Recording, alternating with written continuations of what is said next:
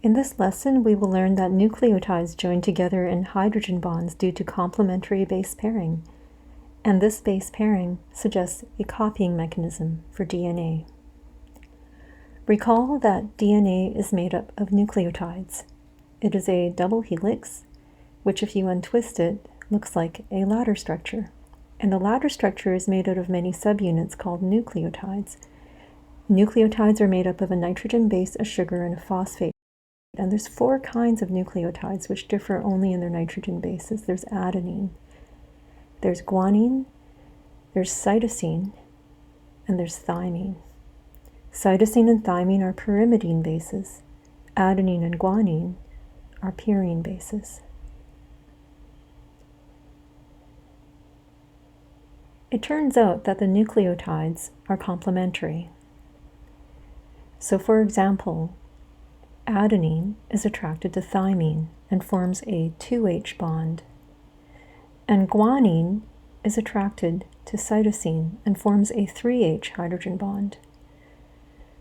The hydrogen bonds join the bases together, and the phosphodiester link joins the phosphates and the sugars together.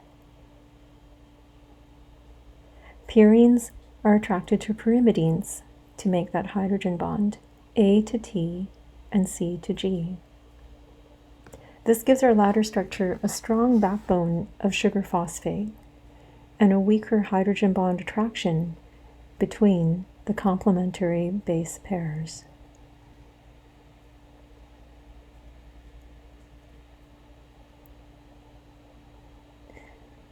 This means that if you know the nucleotides on one side of a strand, then you can figure out the nucleotides on the other side.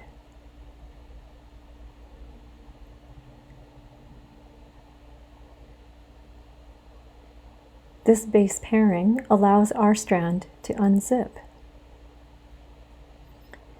and a new DNA strand can be made using the old template.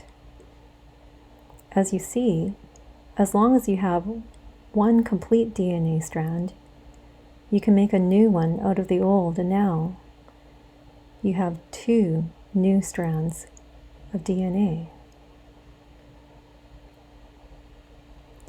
This pattern was discovered by 2 guys named Watson and Crick, who said it has not escaped our notice that the specific base pairing we have postulated immediately suggests a possible copying mechanism for the genetic material.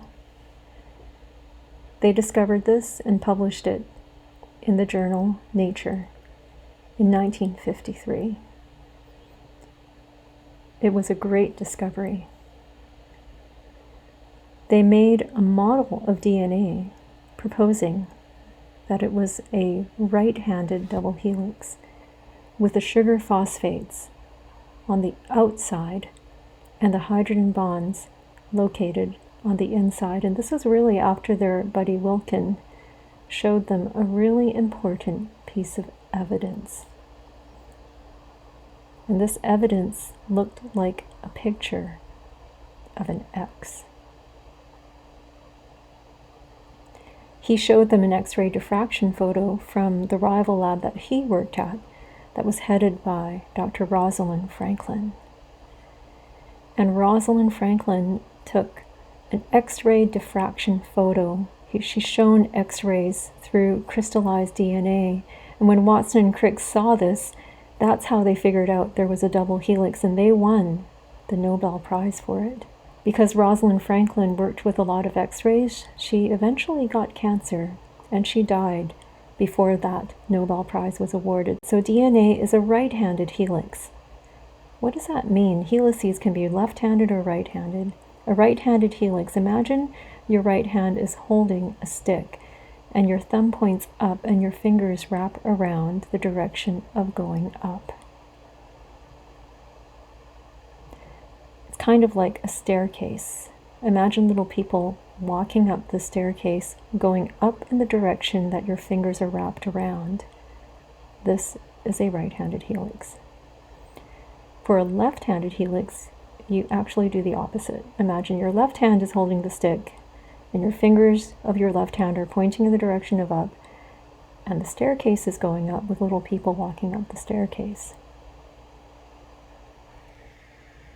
DNA is made of complementary nucleotides. It's joined together in the middle with hydrogen bonding between the complementary base pairs, and it forms a right-handed double helix. This was discovered by Watson and Crick and Franklin.